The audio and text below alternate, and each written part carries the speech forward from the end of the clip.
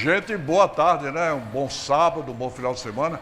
Tá uma boataria danada. É bom nem comentar essa boataria, né? Diz que vem coisa ruim por aí. De coisa ruim a gente não aguenta mais. A gente tá precisando de respirar de coisas boas, que esse país é um país abençoado, maravilhoso, grande, tem tudo, dá tudo. Só está faltando homens decentes para conduzi-lo. E por conta dessa ausência de homens decentes para administrar o país, tem grande parte da população brasileira, hoje somos 205 milhões, grande parte dessa população padecendo, sofrendo, né? Enfrentando dificuldades, passando até privação, fome, num país onde se você deixar cair inadvertidamente uma semente de tomate, nasce um tomateiro. É uma coisa triste. Eu acho que Deus anda muito decepcionado, muito triste, muito até, não sei qualificar o estado de espírito de Deus por nos dar um país tão grande, 8 milhões e 500 mil quilômetros quadrados, o quinto maior país do mundo em extensão territorial. Esse sofrimento aí nos hospitais, as escolas públicas ruins, a educação, tema de discursos dos políticos, mas na prática não fazem quase nada pela educação, não é? Estradas esburacadas, paga-se imposto demais. Você sabia que num litro de gasolina pagamos 45% do valor de impostos? Para que o governo tem que viver, sobreviver, cobrando, taxando tanto imposto no litro de gasolina? Não é verdade? Paga-se imposto demais. Se o governo tirasse os 45%, por exemplo, reduzisse a 10%, nós teríamos hoje uma gasolina de R$ 2,50, R$ 2,60 o litro. Nos Estados Unidos, atualmente, um litro de gasolina, e olha que os Estados Unidos não tem a gasolina que o Brasil hoje tem, que Venezuela tem, que países árabes têm. Sabe quanto é um litro atualmente? 62 centavos. 62 centavos, não dá R$1. É um negócio terrível, não é? Bom, mas vamos começar o programa. Hoje eu convidei aqui e vou conversar com ele, um dos advogados de família que mais eu admiro em Pernambuco, pelo intelectual que ele é, pelo jurista que ele é, pelo bom papo que ele tem, Dr. João Bosco de Albuquerque. Dr. João Bosco de Albuquerque. Ele está aqui presente. Vamos mostrar o Dr. João Bosco. Boa tarde, Dr. João Bosco. Boa tarde, Samir. Boa tarde a todos. Gosto muito de conversar com você. Eu também, Samir. Você é um intelectual, ele não é só um grande advogado de família, ele é um intelectual, é um homem que lê, que sabe, que estuda, que aprende, e já fez uma coisa que me deixa com inveja. Ele fez a caminhada até Santiago de Compostela e vai fazer a segunda caminhada esse ano ainda, e eu não fui nenhuma vez. Vale a pena. Vale a pena. É um encontro seu com você mesmo, entendeu, Samir? Quantos quilômetros você andou? O caminho todo são 900 quilômetros. E sai de Saint-Jean, uma cidade na França, antes do Pirineus. Vai pela França e vai pela Espanha. Começa na França. Na França. Mas na divisa com a Espanha. E você atravessa esse Pirineus, um morro muito alto. E depois que você sobe o Pirineus embaixo, já é a Espanha. Agora a caminhada toda tem hotéis, pousadas, lugar para comer, né? Tem. Esse caminho francês específico é um caminho com muitos albergues, com muita estrutura. Estrutura para atendimento, para pessoas. Só no comecinho, nos primeiros 25 quilômetros, aqui você não tem muita coisa, que é a subida do Pirineus. Mas depois, não. Depois você tem uma estrutura muito grande. O caminho francês. Agora existem outros caminhos de Santiago.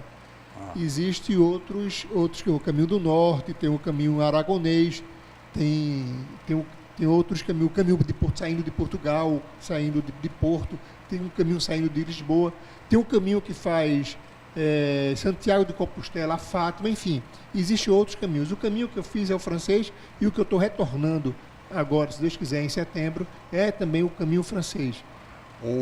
Da igreja de Santiago de Compostela, que eu vou pedir para o doutor João Bosco já descrever para a gente não vai ver, mas vai ter uma ideia, imaginar. Lá na igreja estão os restos mortais de um dos apóstolos de Jesus. Tiago. Não é? E dizem que muita gente nessa caminhada se reencontrou consigo mesma. Porque você talvez duvide de mim, mas muitas vezes a gente sai da gente e não consegue mais voltar para a gente. Eu conheço várias pessoas que estão nesse estado, estão perdidas. Eu todo dia tenho cuidado de estar comigo, me reencontrar comigo, porque às vezes a gente dá umas escapulidas. E quando a gente se desencontra com a gente, é uma tragédia a vida. E nessa caminhada muita gente se reencontra com ela mesma.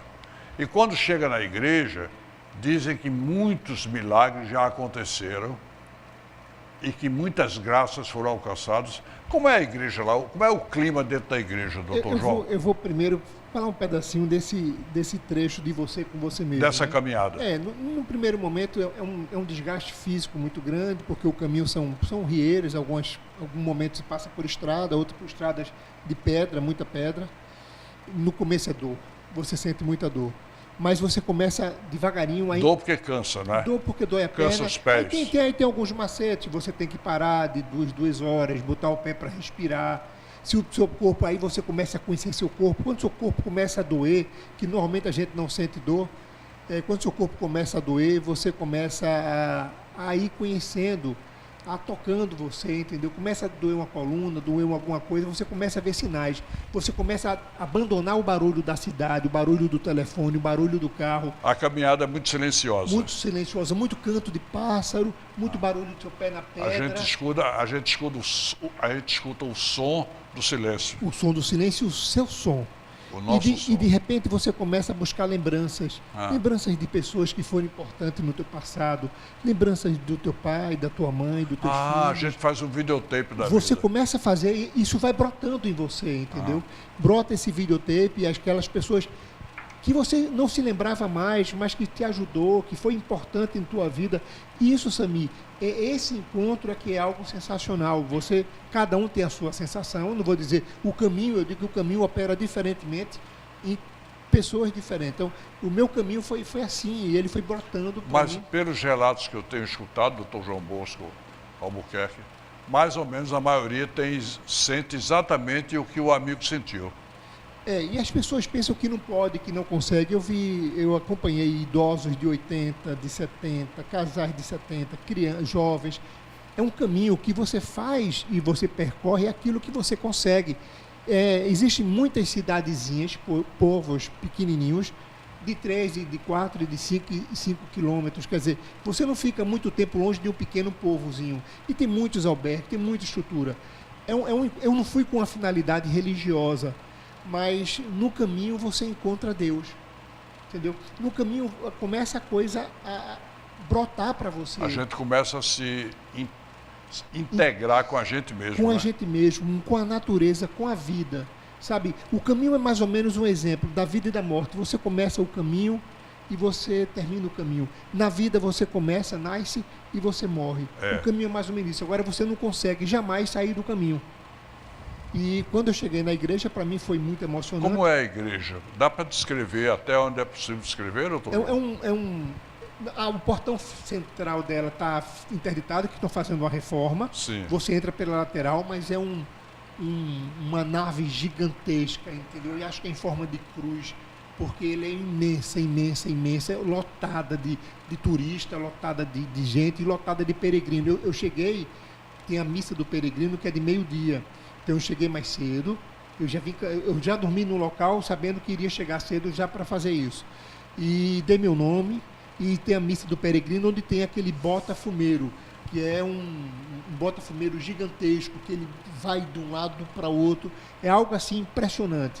A missa do peregrino é sensacional, a igreja é gigantesca. E ali é uma igreja secular, porque eu não sei quantos anos ela tem, uma igreja muito antiga. A cidade de Santiago tem uma parte de fora, que é uma parte moderna, mas o sítio histórico antigo, tem um hotel mais antigo do mundo, está vizinho a essa igreja.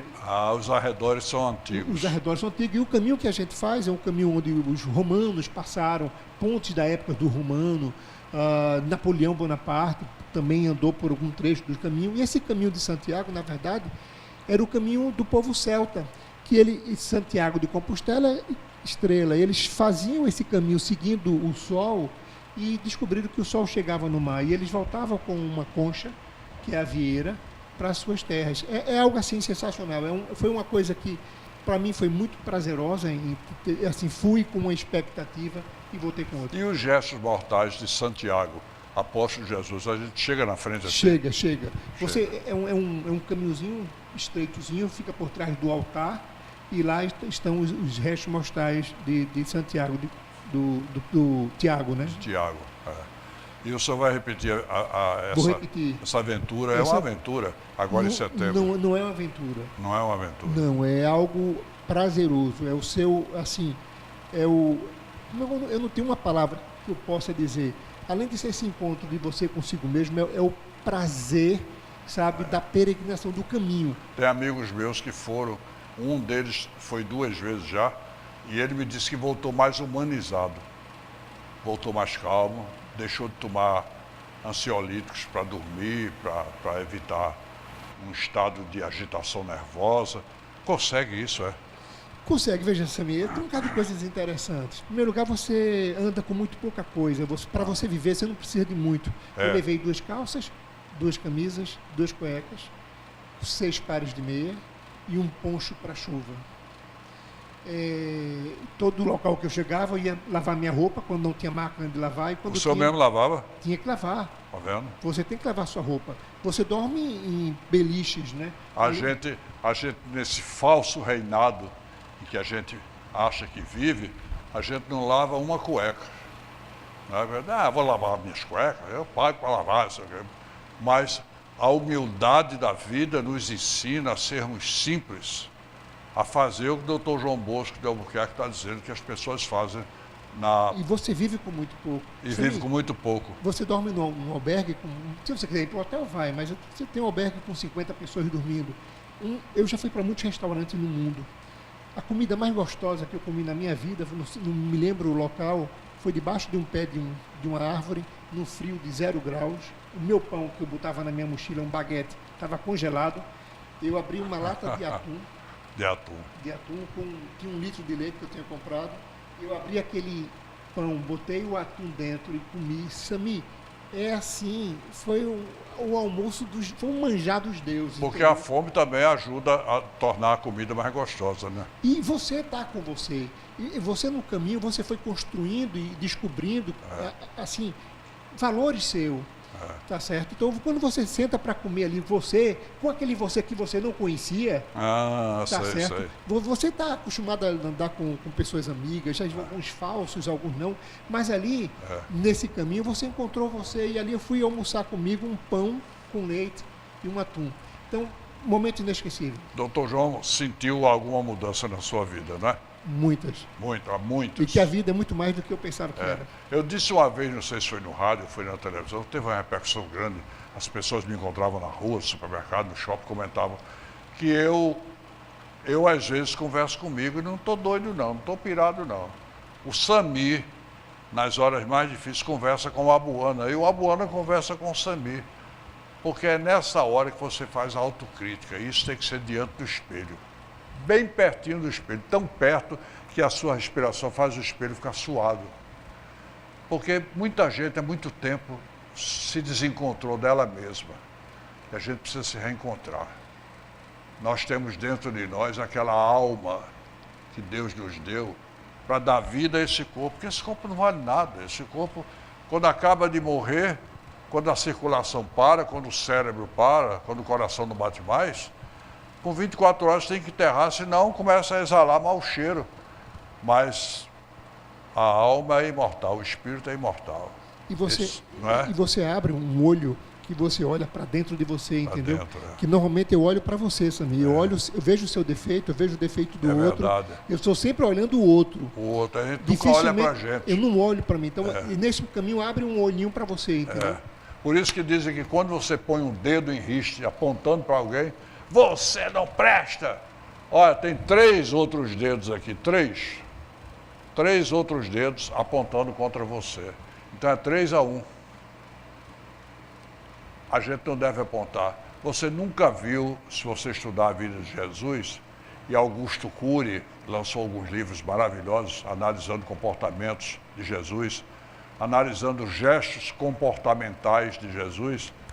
Augusto Cury diz que Jesus nunca foi flagrado, nunca ninguém viu ele criticando ninguém.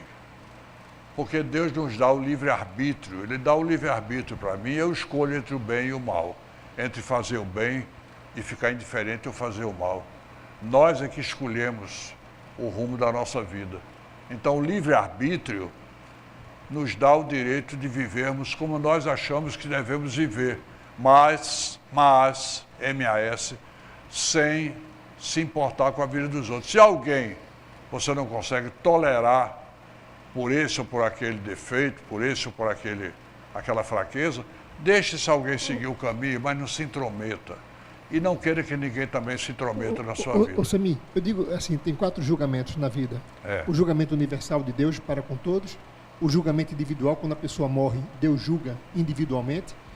O julgamento mais importante é o de si para consigo mesmo, e é nesse julgamento, é assim que você consegue fazer. E o pior julgamento é do homem para com o outro. É quando você falou agora, eu critico o outro, eu julgo o outro, sem saber da história, sem saber de nada. Das razões que o outro tem. Das razões, eu julgo pelo que eu acho, e não pelo que verdadeiramente é.